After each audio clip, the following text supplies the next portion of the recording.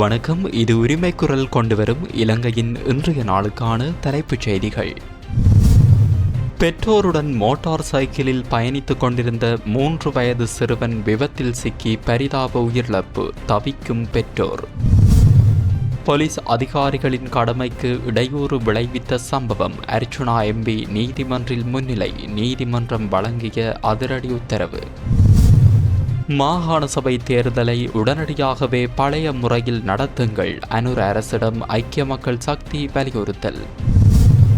நாட்டில் அதிகரிக்கும் துப்பாக்கிச்சூட்டு சம்பவங்கள், இதுவரையான காலப்பகுதியில் பலர் சுட்டுக்கொலை, போலீஸ் தரப்பு வெளியிட்ட தகவல்.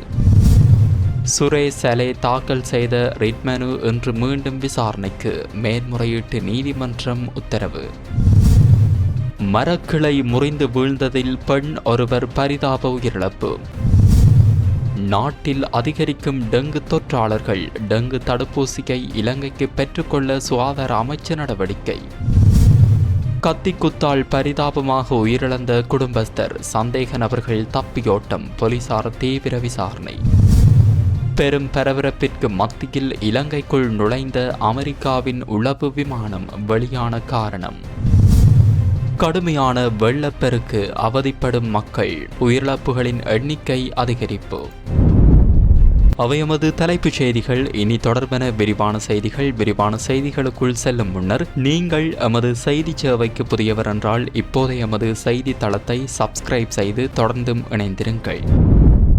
கொழும்பு ராஜகிரிய பகுதியில் இடம்பெற்ற விபத்தில் பெற்றோருடன் மோட்டார் சைக்கிளில் பயணித்த 3 வயது சிறுவன் ஒருவர் உயிரிழந்துள்ளார். உறவினர் வீட்டிற்கு சென்றுவிட்டு வீடு திரும்பிக் கொண்டிருந்த போது மோட்டார் சைக்கிளின் கட்டுப்பாட்டை இழந்ததால் அது வீதியின் ஓரமாக கவிழ்ந்ததாக போலீசார் தெரிவித்துள்ளனர். இதன்போது மோட்டார் சைக்கிளை செலுத்திய தந்தையும் பின்னால் அமர்ந்திருந்த தாயும் வீதியில் விழுந்த நிலையில் முன்புறத்தில் அமர்ந்து பயணித்த சிறுவன் தூக்கி வீசப்பட்டு எதிரே வந்த காரில் மோதிய ஆரம்பகட்ட விசாரணைகளில் தெரிய வந்துள்ளது.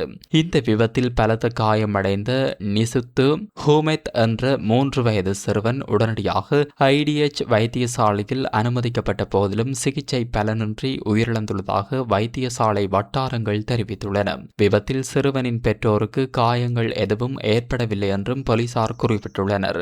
சம்பவம் தொடர்பில் கவனக்குறைவாக வாகனம் செலுத்தியதாக கூறப்படும் கொட்டிகாவத்தை மகா புத்துமுவ பகுதியை சேர்ந்த 36 வயதுடைய கார் சாரதியை போலீசார் கைது செய்துள்ளனர். சம்பவம் தொடர்பான மேலதிக விசாரணைகளை ராஜகிரிய போலீசார் மேற்கொண்டு வருகின்றமை குறிப்பிடத்தக்கது.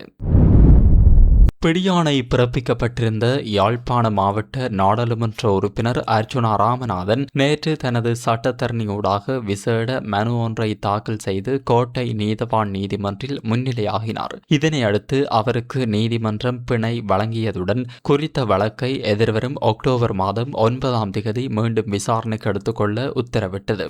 கோட்டை நீதவான் நீதிமன்றில் நிலுவையில் உள்ள வழக்கு தொடர்பான விசாரணைக்கு ஆஜராக தவறியதால் கடந்த 24ஆம் தேதி அர்ச்சுனாவிற்கு எதிராக நீதிமன்றம் பிடியாணை பிறப்பித்திருந்தது. வழக்கு விசாரணைக்கு எடுத்துக் கொள்ளப்பட்ட போது நாடாளுமன்ற உறுப்பினர் அர்ச்சுனாவும் அவரது பிணையாளர்களும் நீதிமன்றில் முன்னிலையாகாத நிலையில் நீதவான் பிடியாணை பிறப்பிக்க உத்தரவிட்டிருந்தார். கோட்டை போலீஸ் அதிகாரிகளின் கடமைகளுக்கு இடையூறு விளைவித்ததாக கூறப்படும் சம்பவம் தொடர்பிலேயே ராமநாதன் அர்ச்சுனாவுக்கு எதிராக இந்த வழக்கு தொடரப்பட்டுள்ளமை குறிப்பிடத்தக்கது.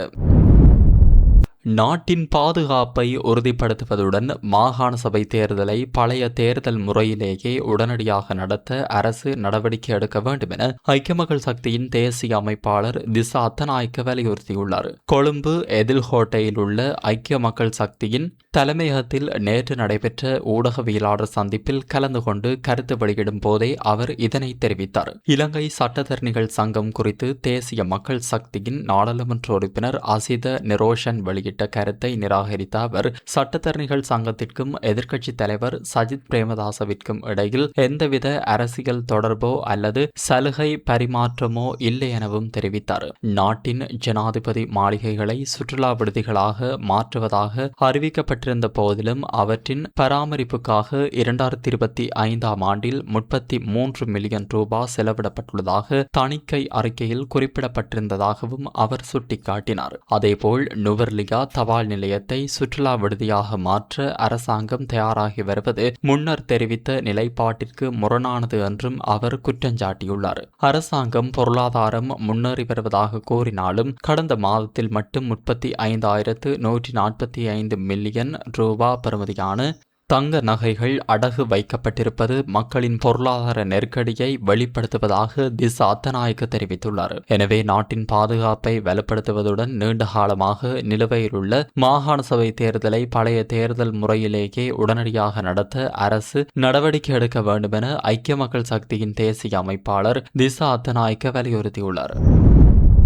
இந்த ஆண்டில் இதுவரை இலங்கை முழுவதும் 22 துப்பாக்கிச் சூட்டு சம்பவங்கள் பதிவாகியுள்ளதாக போலீஸ் திணைக்களம் தெரிவித்துள்ளது. இந்த சம்பவங்களில் 15 பேர் உயிரிழந்துள்ளதுடன் மேலும் 12 பேர் காயமடைந்துள்ளனர். குறிப்பாக இம்மாதம் 11ஆம் தேதி முதல் 25ஆம் தேதி வரையிலான 14 நாட்களில் மட்டும் 10 துப்பாக்கிச் சூட்டு சம்பவங்கள் இடம்பெற்றுள்ளன. இந்த 2 வாரங்களில் 3 பேர் உயிரிழந்துள்ளதுடன் 5 பேர் காயமடைந்துள்ளதாக போலீசார் தெரிவித்துள்ளனர். இந்த துப்பாக்கிச் சூட்டு சம்பவங்கள் குறித்து கருத்து வெளியிட்ட போலீஸ் ஊடக பேச்சாளர் உதவி போலீஸ் அத்தியட்சகர் FU வுட்லர் அனைத்து தாக்குதல்களும் திட்டமிடப்பட்ட பாதாள உலக குற்ற செயல்கள் மற்றும் சட்டவிரோத போதைப்பொருள் கடத்தலுடன் தொடர்புடையவை என தெரிவித்தார்.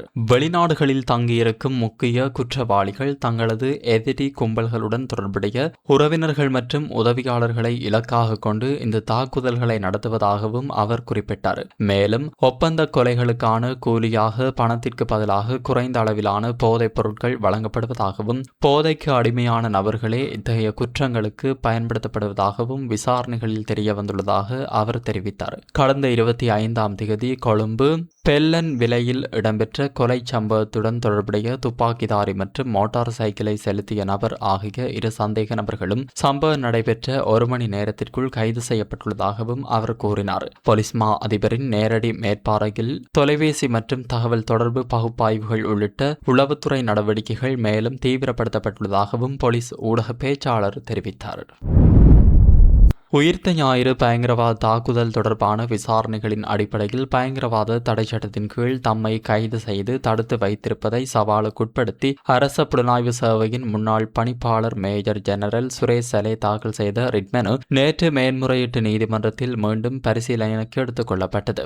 மனுவை ஆராய்ந்த நீதிமன்றம் வழக்கை இன்று மீண்டும் அழைக்க உத்தரவிட்டுள்ளது. வழக்கின் போது மனுவின் பிரதிவாதிகளாக பெயரிடப்பட்டிருந்த குற்றப்புலனாய்வு திணைக்களத்தின் பணிப்பாளர் ஷானி அபேசகர் உள்ளிட்ட தரப்பினர் சார்பில் ஆஜரான பிரதி சொலிசிட்டர் ஜெனரல் சுஹர்ஷி ஹேரத் நீதிமன்றத்தில் விரிவான சட்ட சமர்ப்பணங்களை முன்வைத்தார். 2 தரப்பினரின் வாதங்களையும் கருத்தில் கொண்ட மேன்முறையீட்டு நீதிமன்றம் மனுவை இன்று மீண்டும் விசாரணைக்கு எடுத்துக்கொள்ள உத்தரவிட்டது. அதன்படி இந்த மனுவின் விசாரணைக்கான நிலையான திகதி இன்று அறிவிக்கப்பட உள்ளது.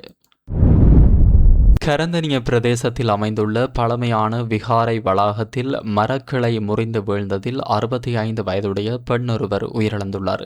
சம்பவத்தின் போது பலத்த காயமடைந்த அவர் உடனடியாக பலப்பட்டிய வைத்தியசாலையில் அனுமதிக்கப்பட்ட போதிலும் சிகிச்சை பலனின்றி உயிரிழந்துள்ளதாக கரந்தனிய போலீசார் தெரிவித்துள்ளனர். உயிரிழந்தவர் கரந்தனிய பகுதியை சேர்ந்த 65 வயதுடைய பெண் என அடையாளம் காணப்பட்டுள்ளார். விகாரை வளாகத்திற்கு சென்றிருந்த வேளையில் மரத்திலிருந்து திடீரென முறிந்து விழுந்த கிளை அவர் மீது விழுந்ததாக ஆரம்பகட்ட விசாரணைகளில் தெரிய வந்துள்ளது. இந்த சம்பவத்தில் அருகில் நிறுத்தப்பட்டிருந்த முச்சக்கர வண்டியொன்றும் சேதமடைந்துள்ளது. சம்பவம் தொடர்பான மேலதிக விசாரணைகளை கரந்தனிய போலீசார் முன்னெடுத்து வருகின்றனர்.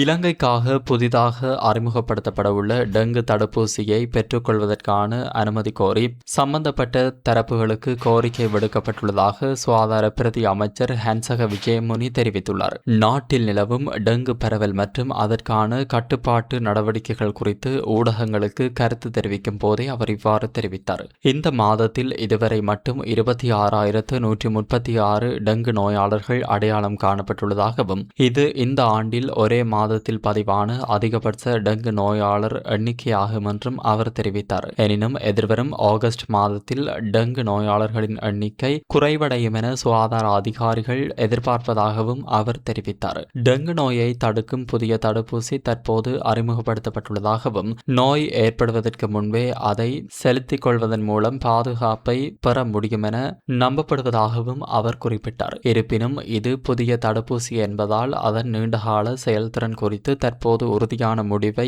எட்ட முடியாது என்றும் தெரிவித்தார். பல நாடுகள் இந்த தடுப்பூசிக்கு ஏற்கனவே அனுமதி வழங்கியுள்ள நிலையில் இலங்கையிலும் அதனை பயன்படுத்துவதற்கான அனுமதியை பெற தேவையான நடவடிக்கைகள் முன்னெடுக்கப்பட்டுள்ளதாகவும் சுகாதார பிரதி அமைச்சர் ஹன்சக விஜயமுனி மேலும் தெரிவித்தார்.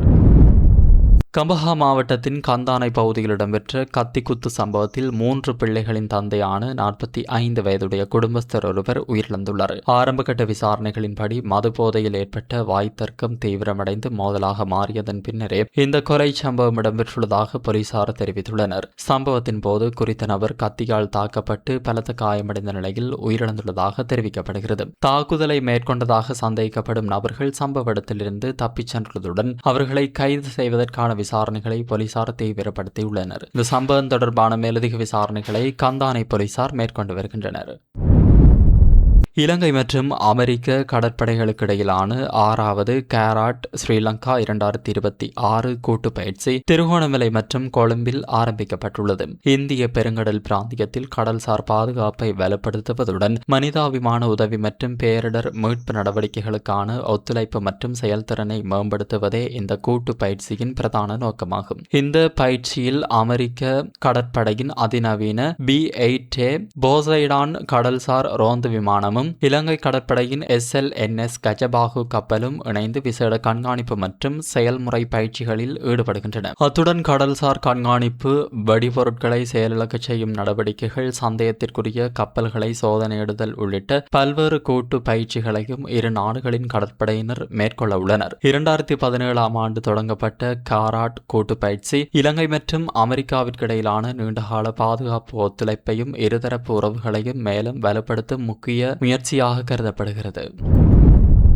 பாகிஸ்தானில் ஜூன் மாதம் முதல் பெய்து வரும் பருவமழை மற்றும் அதனைத் தொடர்ந்து ஏற்பட்ட வெள்ளப்பெருக்கால் இதுவரை 107 பேர் உயிரிழந்துள்ளதாக அந்நாட்டு தேசிய பேரிடர் முகாமைத்துவ அதிகார சபை தெரிவித்துள்ளது. தொடர்ச்சியான கனமழையால் 344க்கும் மேற்பட்டோர் காயமடைந்துள்ளதுடன் நூற்றுக்கணக்கான வீடுகள் சேதமடைந்துள்ளன. மேலும் இந்த வார இறுதியில் பல பகுதிகளில் கனமழை தொடரக்கூடும் என வானிலை அதிகாரிகள் எச்சரிக்கை விடுத்துள்ளனர். தேசிய பேரிடர் முகாமைத்துவ அதிகார சபையின் தகவல்படி கைபர் பக்துன்வா மாகாணத்தில் அதிகபட்சமாக 55 பேரும், பஞ்சாப் மாநிலத்தில் 36 பேரும் உயிரிழந்துள்ளனர். உயிரிழந்தவர்களில் பெரும்பாலானோர் வீடுகள் மற்றும் கட்டடங்களின் கூரைகள் இடிந்து விழுந்ததில் சிக்கி உயிரிழந்துள்ளதாக தெரிவிக்கப்படுகிறது. பாகிஸ்தானின் 2வது பெரிய நகரமான லாகூரில் வெள்ளத்தால் பாதிக்கப்பட்ட மக்களுக்காக குறைந்தது 17 நிவாரண முகாம்கள் அமைக்கப்பட்டுள்ளன. லாகூர் மற்றும் குஜ்ரன்வாலா பகுதிகளில் சுமார் 400 சதுர கிலோமீட்டர் பரப்பளவு வெள்ள நீரால் பாதிக்கப்பட்டுள்ளதால் அந்த பகுதிகள் உள்நாட்டு கடல் போன்று தோற்றமளிப்பதாக